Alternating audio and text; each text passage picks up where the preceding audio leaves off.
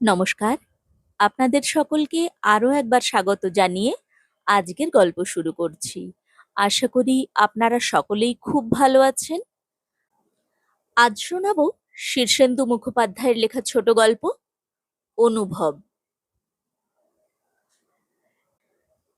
সামনের বারান্দায় বসে খবরের কাগজ পড়তে পড়তেই হৃদয়ের সূক্ষ্ম ইন্দ্রিয়জ অনুভূতি কাজ করল। কাগজটা মুখ থেকে সরিয়ে দোতলার বারান্দা থেকে নিচের মাঝারি চওড়া রাস্তার দিকে চেয়ে সে দেখল তার ছেলে মনীষ, নাতি অঞ্জন আর পুত্রবধূ শিমুল আসছে। দৃশ্যটি এই শরতের মেঘ ভাঙা উজ্জ্বল সোনালী রোদে ভারী চমৎকার দেখাচ্ছে। মনীষের পরনে গাঢ় বাদামি রঙের চৌখুপিওয়ালা ঝকঝকে পাতলুন, গায়ে হালকা গোলাপি জলছাপওয়ালা হাওয়াই শার্ট। লম্বাটে গড়নের, ফর্সা ও মোটামুটি স্বাস্থ্যবান মনীষকে বেশ তাজা ও খুশি দেখাচ্ছে। রাতে নিশ্চয়ই খুব ভালো ঘুমিয়েছে, স্ত্রীর সঙ্গে ঝগড়া হয়নি এবং হাতে কিছু বাড়তি টাকা আছে। নাতির পরনে নীল চৌখুপি এবং ডোনাল্ড ডাকওয়ালা বাবা স্যুট। শিমুলের শ্যামলা ছিপছিপে শরীরে আট হয়ে পেঁচিয়ে উঠেছে একটা বিশুদ্ধ দক্ষিণী রেশমের কাঁচা হলুদ রঙের চওড়া কালো পেড়ে শাড়ি। দৃশ্যটা চমৎকার। মনীষের হাতে সন্দেশের বাক্স, শিমুলের কাঁধ থেকে ব্যাগ ঝুলছে। আজ রবিবার, ওরা সারাদিন থাকবে। সন্ধ্যের পর ব্যান্ডেল রোডের ফ্ল্যাটে ফিরে যাবে। মনীষ বাবাকে দেখতে পেয়ে হাত তুলে চেনা দিল, হৃদয়ও হাত তোলে। তারপর নিস্পৃহ হয়ে আবার ইজি চেয়ারে পিছনে হেলে বসে খবরের কাগজের দিকে তাকায়। কিন্তু খবরের কাগজ পড়ে না হৃদয়। সে বসে তার সূক্ষ্ম ইন্দ্রিয়জ অনুভূতি বা ইনস্টিংক্টের কথা ভাবতে থাকে।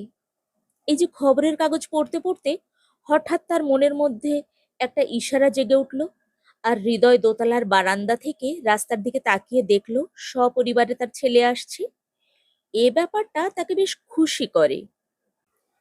এমন নয় যে ছেলেকে দেখে তার আনন্দ হয়েছে, বরং এই এই রবিবারের আগন্তুক মনীষকে সে খুব একটা পছন্দ করে না। ওর বউ শিমুলকে আরও নয়। মনীষের বয়স এখন বছর 25 হবে। হৃদয়ের ধারণা শিমুলের বয়স মনীষের চেয়ে অন্তত 2-3 বেশি। নাতি অঞ্জনকে এমনিতে খারাপ লাগে না হৃদয়ের, তবে তার বাপ মা তাকে নিয়ে এত ব্যস্ত এবং সতর্ক যে হৃদয় তার সম্পর্কে খুব আগ্রহ বোধ করে না আজকাল। একটু ক্যাডবেরি কি সন্দেশ হাতে দিলেও অঞ্জনের বাপ মা সমস্বরে ওয়ামস ওয়ামস বলে আঁতকে ওঠে। আরে বাবা, কৃমি কোন বাচ্চার নেই? তা বলে কি বাচ্চারা মিষ্টি খাচ্ছে না? অন্য কেউ স্নান করালে নাকি ছেলের ঠান্ডা লেগে যাবে, এটা শিমুলের ধারণা। এ বাড়িতে এসেই ছেলের জন্য শিমুল ফি রবিবার হাফ বয়েল ডিম আর সবজির স্টু বানানোর বায়না ধরবে। অত যত্নের ছেলেকে ছুতে একটু ভয় করে হৃদয়ের, আর ভয় করলে ভালোবাসা বা স্নেহটা কিছুতেই আসতে চায় না। কিন্তু হৃদয় তার ছেলে এবং ছেলের পরিবারকে দেখে খুশি হোক বা না হোক, এই প্রায় 50 বছরের কাছাকাছি বয়সে নিজের সূক্ষ্ম বোধশক্তি দেখে কিছু তৃপ্তি পেয়েছে।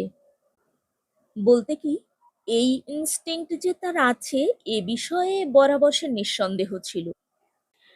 সেবার জামশেদপুরে যাওয়ার সময় তার কামরায় টিটি একটা বিনা টিকিটের ছোকরাকে ধরেছিল। ছোকরা বারবার তার এ পকেট ও পকেট খুঁজে রাজ্যের কাগজপত্র, নোটবই, রুমাল খুঁজে খুঁজে হয়রান। বলছে, টিকিটটা ছিল তো, পকেটেই রেখেছিলুম। কেউ বিশ্বাস করছিল না অবশ্য। টিটি তাকে বাগনানে নামিয়ে জিআরপিতে দিয়ে দেবে বলে শাসাচ্ছে। ছোকরা তখন হৃদয়ের দিকে চেয়ে সাদা মুখে বলেছিল, দাদা, ঝাড়গ্রাম স্টেশনের কাছেই আমার দোকান, আমার ভাড়াটা দিয়ে দিন না, আমি ঝাড়গ্রাম নেমে ছুটতে গিয়ে টাকা এনে আপনাকে দিয়ে দেবো।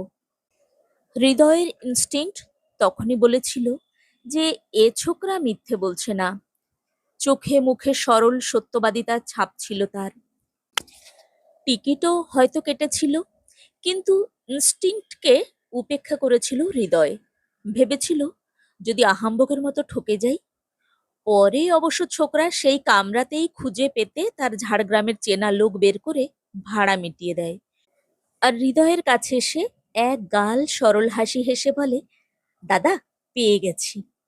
শুনে মনটা বড় খারাপ হয়ে গিয়েছিল হৃদয়ের। সে তো জানতো, মুখ দেখেই তার সূক্ষ্ম অনুভূতি বলে টের পেয়েছিল, ছোকরা মিছে কথা বলছিল না। তার সেইটুকু উপকার সেদিন করতে পারলে আজ এই সুন্দর সকালের সোনালী রোদটুকুকে আরেকটু বেশি উজ্জ্বল লাগতো কিনা তার কাছে। ওরা দোতলায় উঠে এসেছে টের পাচ্ছিল হৃদয়। তার বউ কাজল দরজা খুলে নানা রকম অভ্যর্থনা ও আনন্দের শব্দ করছে। করবেই, ছেলে মেয়েদের মধ্যে এই মনীষী যা একটু আধটু আসে, আর সবাই দূরে।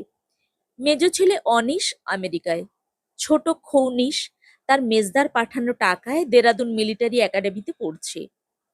একমাত্র মেয়ে অর্পিতা বোম্বাইয়ে স্বামীর ঘর করে। এ বাসায় কাজল আর হৃদয়, হৃদয় আর কাজল। শুনতে বেশ, কিন্তু আসলে যৌবনের সেই প্রথম কাল থেকেই কোনোদিন কাজলের সঙ্গে বনল না হৃদয়ের। ফুলশয্যার রাতেই কাজল প্রথম আলাপের সময় বলেছিল, আমি কিন্তু গানের ক্ষতি করতে পারবো না, তাতে সংসার ভেসে যায় যাক। তখনই হৃদয়ের ইনস্টিংক্ট বলেছিল, এ কথাটা এই রাতে না বললেও পারত কাজল, বিয়েটা হয়তো সুখের হবে না। হয়ওনি। কাজল গান ছাড়েনি, এখনো রেডিওতে মাঝে মাঝে গায়, দুই একটা গানের স্কুলে মাস্টারি করে।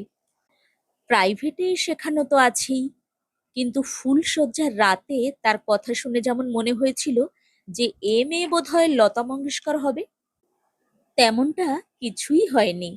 বরং অতিরিক্ত উচ্চাকাঙ্ক্ষার বশে জীবনে কিছু জটও পাকিয়ে ফেলেছে কাজল। তাকে বিভিন্ন ফাংশনে চান্স দিতে পারে বলেই কিছু প্রভাবশালী লোকের খপ্পরে পড়ে নিজেকে নষ্ট করেছে। হৃদয় কানাঘুষো শুনেছে কাজল নিজের পবিত্রতা বজায় রাখে না। এখানেও সেই ইনস্টিংক্ট। ছোট ছেলে খৌনিশকে কোনো দিনই নিজের ছেলে বলে ভাবতে পারে না হৃদয়। মনীষ বারান্দায় এসে পাশের টুলের উপরে হৃদয়ের অভ্যস্ত ব্র্যান্ডের এক প্যাকেট সিগারেট আর এক বাক্স ভোটা দেশলাই রেখে বলে, কেমন আছো বাবা? হৃদয় আজকাল কথা বলতে ভালোবাসে, কিন্তু কথায় ভেসে যেতে ভারী ভয় হয় তার। সূক্ষ্ম অনুভূতি তাকে সাবধান করে দেয়, কথা বলো না, বেশি কথা বললেই ওরা বিরক্ত হবে, ভাববে তুমি বুড়ো হয়েছো, তোমার ব্যক্তিত্ব নেই। হৃদয় সতর্ক হয়, এত বেশি সতর্ক হয় যে মুখই খোলে না, ঘাড় নেড়ে জানায় ভালো। অনিশ আমেরিকা থেকে তার ডাক্তার দাদার জন্য খুবই আধুনিক ধরনের একটা ব্লাড প্রেশারের যন্ত্র পাঠিয়েছে। সেটা প্রতিবারই সঙ্গে আনে মনীষ, আজও এনেছে।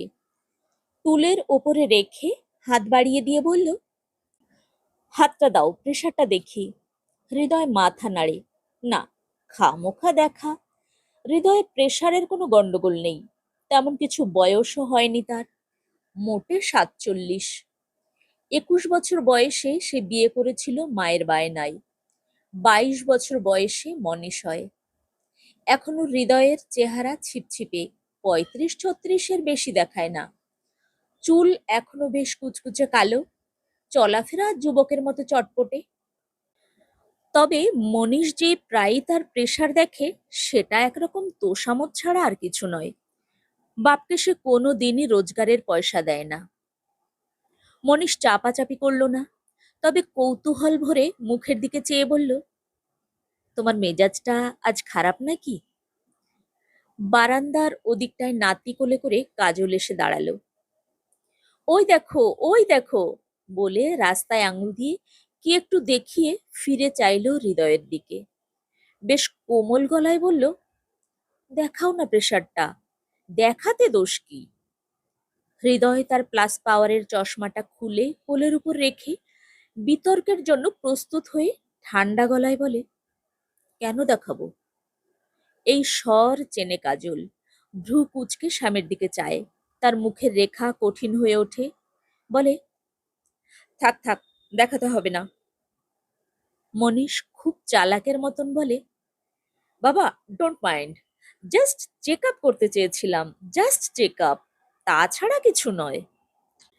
কাজল ধমকে দেয়, থাক, তোকে দেখতে হবে না, যে চায় না তারটা দেখবি কেন?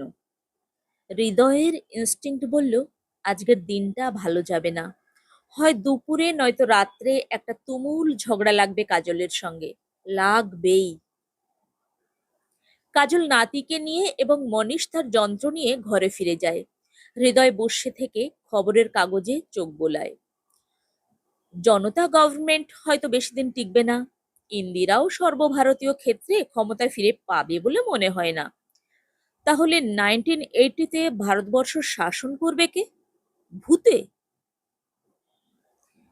যে যুবতী মেয়েটি তাদের রান্না করে, সে এসে টুলের উপর এক কাপ চা রাখলো। মেয়েটির দিকে কোনো দিনই খুব ভালো করে তাকায় না হৃদয়, তাকাতে ভরসা হয় না। মেয়েটির বয়স 26 কি 27 হবে। স্বামী নেয় না বলে কসবায় বাপের বাড়িতে থেকে কাজ করে খায়। এ বাড়িতে দুবেলা রাঁধে, সারাদিন নানা কাজ করে, সন্ধ্যাবেলায় বাড়ি ফিরে যায়। মাইনে 75 টাকা। রাধে অবশ্য খুবই ভালো, ইংলিশ ডিনার থেকে মাদ্রাজি ইডলি ধোসা সব রকম খাবার করতে পারে। কিন্তু সেটা কোনো যোগ্যতা নয়, আসল যোগ্যতা হলো ওর বয়স। চমৎকার বয়স, চেহারাখানা রোগাটে হলেও খাজ কাটা শরীরের একটা লাবণ্য আছে। মুখখানা মোটামুটি, আগে উলোঝুলো ঝিয়ের মতন আসতো, এখন সাজে। পরিপাটি করে চুল, চুলের লাল নীল ফিতে, কপালে টিপ। হৃদয়ের সামনে আসবার আগে মুখখানা যে আঁচল দিয়ে ভালো করে মুছে আসে, তা হৃদয় ইনস্টিংক্ট দিয়েই টের পায়। আজও পেল। খবরের কাগজের ডান দিকের পাতায় কোনাচে একটা খুনের খবরে চোখ রেখেও হৃদয় বুঝতে পারে ললিতা তার দিকে খুব নিবিড় চোখে চেয়ে আছে। একটু চাপা গলায়, যেন গোপন কথা বলার মতন করে বলল, আপনার চা। গভীর শ্বাস ছেড়ে হৃদয় বলে, হুম। লক্ষ্য করেছে হৃদয়, বয়সে যথেষ্ট ছোট হলেও ললিতা তার বউকে বৌদি আর তাকে দাদা বলেই ডাকে। আবার মনীষ আর তার বউকে বলে বড়দা আর বড় বৌদি। কাজল বলে বলেও তাকে আর হৃদয়কে মাসি মেশো গোছের কিছু ডাকাতে পারেনি ললিতাকে দিয়ে। এসবই একরকম ভালো লাগে হৃদয়ের, একটা গোপন অবৈধ তীব্র অনুভূতি। ললিতা তাকে মেশো বলে ডাকলে হয়তো এই অনুভূতিটা হতো না তার। কাজল গানের স্কুল বা টিউশনিতে যায়। ছুটির দিনে ফাঁকা বাড়িতে কতদিন একাই থাকে হৃদয় আর ললিতা। কোনোদিন হৃদয় সচেষ্ট হয়নি, ললিতাও না। তবে দুজনকে ঘিরে একটা তীব্র অনুভূতির বৃত্ত যে বরাবর তৈরি হয়েছে, এটা ইনস্টিংক্ট দিয়ে কতবার টের পেয়েছে হৃদয়। কিন্তু বাইরে ভালো মানুষ এবং ভিতরে এক শয়তান হয়ে বেঁচে থাকা ছাড়া সে আর কি বা করতে পারে? হৃদয়ের আর কিছুই বলার ছিল না। ললিতা চলে গেল, কিন্তু হৃদয়ের কেমন যেন মনে হয় ললিতা আজ তার কাছ থেকে কিছু শুনতে চায়। কিন্তু হৃদয়ের যে বলার মতন কথা নেই। জীবনে অন্তত একবার খারাপ হওয়ার বড় ইচ্ছে তার, কিন্তু কিছুতেই একটা মানসিক ব্যারিকেড ডিঙিয়ে যেতে পারে না। এই ব্যারিকেড অনায়াসে ভেঙেছে কাজল। যতই বুঝতে পেরেছে যে স্বাভাবিক পথে গানের জগতে সে উপরে উঠতে পারবে না, ততই সে অলি গলি রন্ধ্র পথের সন্ধানে নিজেকে সস্তা করেছে। হৃদয়ের সঙ্গে সম্পর্কটা বিয়ের কয়েক বছরের মধ্যেই বিষিয়ে যায়। তাই হৃদয় একসঙ্গে থেকেও কাজলকে বিশেষ নজরে রাখেনি, কিন্তু টের পেয়েছে ঠিকই। তার ইনস্টিংক্ট কম্পাসের কাঁটার মতন নির্দেশ করে দিয়েছে। অনেক বছর আগে সন্ধেয় হৃদয় এমনি বারান্দায় বসে ঝুঁকে রাস্তা দেখছিল। তার দুপাশে কিশোর মনীষ আর কিশোরী অর্পিতা। হঠাৎ রাস্তায় ভিড়ের মধ্যে সে কাজলকে ফিরতে দেখল। দৃশ্যটা নতুন কিছু নয়, প্রায়ই সন্ধে পার করে কাজল বাসায় ফেরে। তবু সেদিন নতমুখী অন্যমনা কাজলের হেঁটে আসার ভঙ্গির মধ্যে কি দেখে তার ইনস্টিংক্ট নিঃশব্দে চেঁচিয়ে উঠল, অস্পৃশ্য, অস্পৃশ্য। তখন মনীষ আর অর্পিতা ভারী খুশির গলায় চেঁচিয়ে উঠেছিল, মা! কিন্তু কাজল উপরের দিকে তাকায়নি, খুব অন্যমনস্ক ছিল। সেই রাত্রেই শোয়ার ঘরে হৃদয়ের জেরার কাছে প্রায় ধরা পড়ে কাজল, কিন্তু স্বীকার করলো না কিছু, উল্টে কত ঝগড়া করলো। কিন্তু তাতে হৃদয়ের অনুভূতি বদলে গেল না। এতদিন বাদে এই সুন্দর শরতের ভোরে সেই সব পুরনো কথা মনটা ভারী এলোমেলো করে দিল। বাতাসে কোল থেকে উড়ে গিয়ে পড়ল খবরের কাগজের আলগা পাতা। গত ৩-৪ বছর ধরে একটানা কাজলের সঙ্গে তার সম্পর্কহীনতা চলছে। হৃদয় উঠল, কারো সঙ্গে কথা বলল না। পায়জামার ওপর একটা পাঞ্জাবি চড়িয়ে মানিব্যাগটা পকেটে পুরে বেরিয়ে এলো। বেরোবার মুখে শুনতে পেল ৩টে শোয়ার ঘরের মধ্যে যেটা সবচেয়ে ভালো সেই পূর্ব দক্ষিণ কোণের ঘরে মনীষ আর কাজল কথা বলছে। অঞ্জনকে ভেতরের ডাইনিং স্পেসে খাওয়াতে বসিয়েছে শিমুল। শিমুলকে ভালো করে চেনেও না সে। একদিন মনীষ ওকে রেজিস্ট্রি বিয়ে করে নিয়ে এসেছিল প্রণাম করাতে। সেই প্রথম দেখা। সামাজিক মতে একটু বিয়ের অনুষ্ঠান হয়েছিল পরে। তারপর থেকে ওরা আলাদা। শিমুল শ্বশুরকে দেখে নড়ল না, একটু ভদ্রতার হাসি হেসে বলল, ভালো তো? হৃদয় ভ্রু কোঁচকায়। এরা কারা, কোত্থেকে এলো, তা যেন ঠাউর পায় না। এত অনাত্মীয় এরা যে কথার জবাব পর্যন্ত দিতে ইচ্ছে করে না তার। দিলও না হৃদয়। ভেতরের বারান্দায় এসে সিঁড়ির দিকে পা বাড়ানোর সময় একবার অভ্যাস বশে রান্নাঘরের দিকে এক ঝলক তাকালো সে। ললিতা প্রেসার কুকারের স্টিম ছাড়ছে। ধোঁয়াটে বাষ্পের মধ্যে আবছা দেখায় তাকে। তবু দুখানা চোখের কৌতূহল ভরা দৃষ্টি স্পর্শ করে হৃদয়কে। কাউকে কিছু বলে আসেনি হৃদয়, কিন্তু কে জানে কেন ললিতার দিকে চেয়ে বলল, আমি একটু বেরোচ্ছি। ললিতা তাড়াতাড়ি প্রেসার কুকার রেখে উঠে আসে। মুখে ঘেমো ভাব, চুল কিছু এলোমেলো, অকপটে চেয়ে থেকে বলল, ফিরতে কি দেরি হবে? হতে পারে। ললিতা কিছু বলল না, কিন্তু সিঁড়ির রেলিং ধরে দাঁড়িয়ে চেয়ে রইল, যতক্ষণ হৃদয় না চোখের আড়ালে গেল। পুরনো আড্ডা সবই ভেঙে গেছে। বাইরের পৃথিবীটা এখন আর আগেরকার মতন নেই। বড্ড পর হয়ে গেছে সব। এখন হৃদয়ের সবচেয়ে প্রিয় জায়গা হলো তার দোতলার ফ্ল্যাটের সামনের বারান্দাটুকু। এ গ্রেড ফার্মে সবচেয়ে উঁচু থাকের কেরানি হিসেবে তাকে অফিসে অনেকক্ষণ কাজ করতে হয়। সেটুকু সময় বাদ দিয়ে বাকি দিনটুকু সে বসে থাকে বারান্দায়। বেশ লাগে। অনেক মাইনে পায় হৃদয়। ওভারটাইম নিয়ে ১,০০০, ২,৫০০ কি কখনো তারও বেশি। পুজোর মাসে দেদার বোনাস পেয়েছে। সবটা তার খরচ হয় না। কাজলেরও আয় খারাপ নয়। দুজনের বনিবনা নেই বলে কাজল তার কাছে বড় একটা বায়না বা আবদার করে না। তাই হাতে বেশ টাকা থাকে হৃদয়ের। কিন্তু সেই টাকা খরচ করার পথ পায় না সে। কি করবে? মদ খেতে রুচি হয় না, জামা কাপড়ের শখ নেই, জিনিস কেনার নেশা নেই। কি করবে তবে? বুক পকেটে মানিব্যাগটা টাকার চাপে ফুলের হৃৎপিণ্ডটা চেপে ধরেছে। ভারী লাগছে। ব্যাগে কত টাকা আছে তার হিসেব নেই হৃদয়ের। কয়েকশো হবে, ১,০০০ কাছাকাছিও হতে পারে। চওড়া গলি পার হয়ে কালীঘাটের উল্টো দিকে রসা রোডে এসে দাঁড়ালো হৃদয়। লক্ষ লক্ষ লোক ছুটি আর রোদে বেরিয়ে পড়েছে। কোথায় যাচ্ছে তা ভেবে পাওয়া শক্ত। মোটামুটি সকলেরই কোনো না কোনো গন্তব্য রয়েছে, যা হৃদয়ের নেই। চারিদিকে এত অচেনা মানুষের মধ্যে আজকাল বেশ একটু অস্বস্তি বোধ করে সে। কেন যেন তার ইনস্টিংক্ট তাকে সব সময় সাবধান করে দেয়, চারিদিক সম্পর্কে সজাগ থেকো। এরা বেশিরভাগই খুনে, বদমাস, চোর, পকেটমার, দাঙ্গাবাজ, ঝগড়ুটে। তোমাকে একটু বেচাল দেখলেই পকেট ফাঁক করবে, ঝগড়া বাঁধাবে, অপমান করবে, মেরে বসবে বা মেরেই ফেলবে।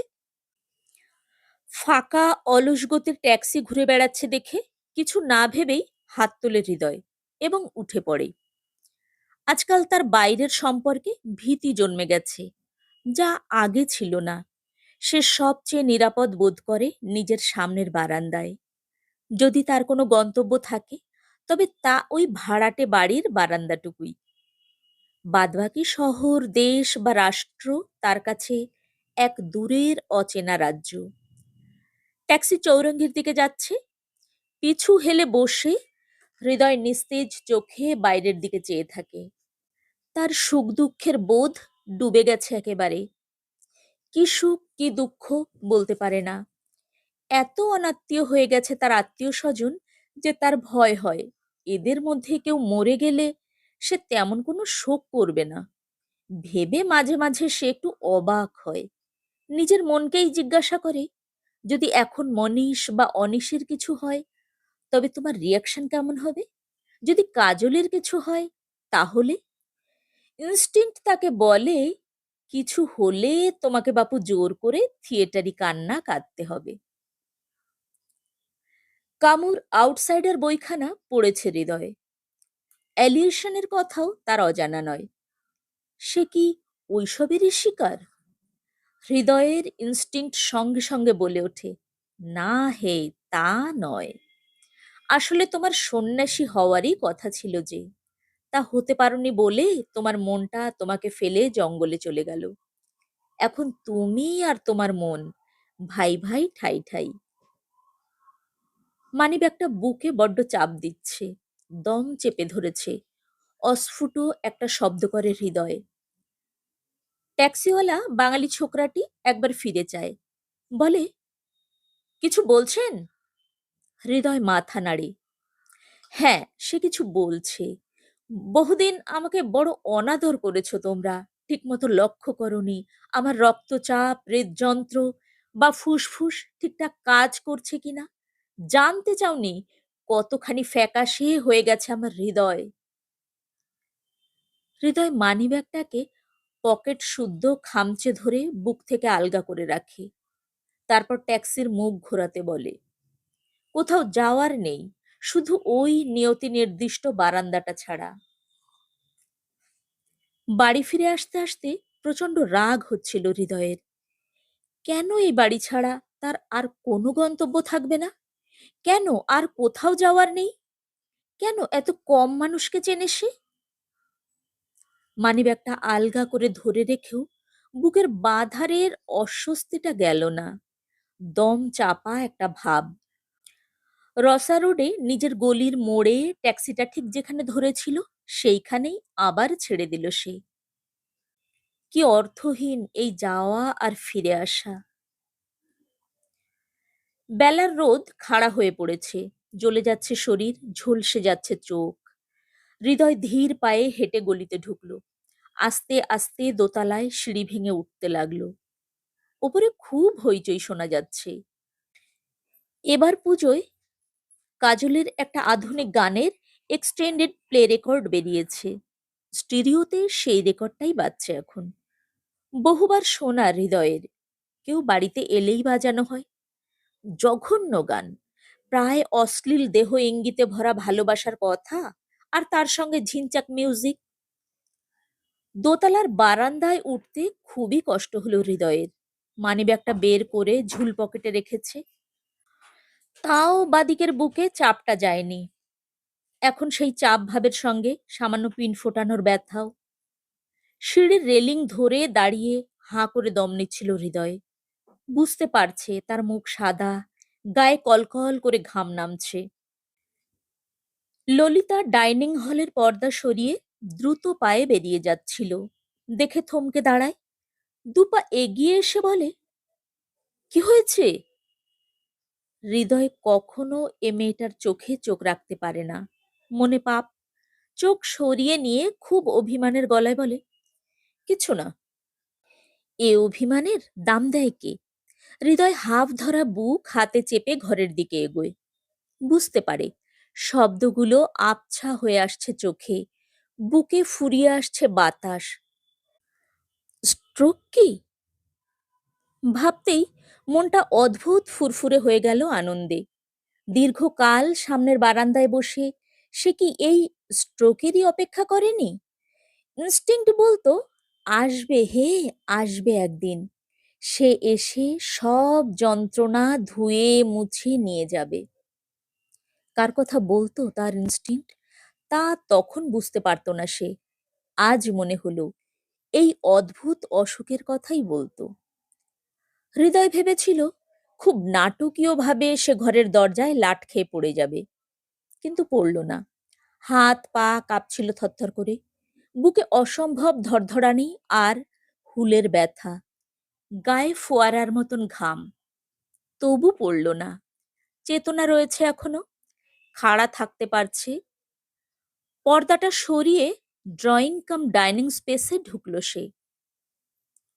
দরজার মুখে ললিতা এসে পেছন থেকে দুটো কাঁধ ধরে বলে, শরীরটা তো আপনার ভালো নেই, বৌদিকে ডাকবো?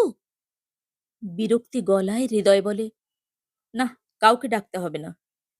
ললিতা বোকা নয়, সব জানে স্বামী স্ত্রীর সম্পর্ক, তাই মৃদু স্বরে বলে, আচ্ছা চলুন, আমিই বারান্দায় পৌঁছে দিই আপনাকে। খুব যত্নে ইজি চেয়ারে তাকে স্থাপন করে ললিতা। টুল থেকে জিনিসপত্র নামিয়ে সেটা সামনে রেখে পা দুটো টান করে মেলে দেয় টুলের উপরে। মৃদু স্বরে বলে, চোখ বুজে একটু বিশ্রাম করুন। মুখে বড় ঘাম জমেছিল হৃদয়ের। ললিতা কিছু খুঁজে না পেয়ে তাড়াতাড়ি নিজের শাড়ির আঁচলে যত্নে ঘামটুকু মুছে দিল। বলল, পাখা আনছি, চোখ বুজে ঘুমুন তো। আলো মুছে যাচ্ছিল, ক্লান্তিতে এক অতল খাদে গড়িয়ে যাচ্ছে শরীর। তবু চোখ তুলে চেয়ে থাকে হৃদয়, হাঁ করে চেয়ে থাকে ললিতার দিকে। একটুও কাম বোধ করে না সে। সব ভুলে হঠাৎ মা বলে ডেকে উঠতে ইচ্ছে করে। ঝিনচাক মিউজিকের সঙ্গে কটু সুরের গান বেজে যাচ্ছে স্টুডিওতে, সঙ্গে বাচ্চা বুড়োর গলায় হা হা হো হো। কিন্তু এই সামনের বারান্দায় এই শরৎকালের উজ্জ্বল দুপুরে ভারী পুরনো দিনের এক আলো এসে পড়ল।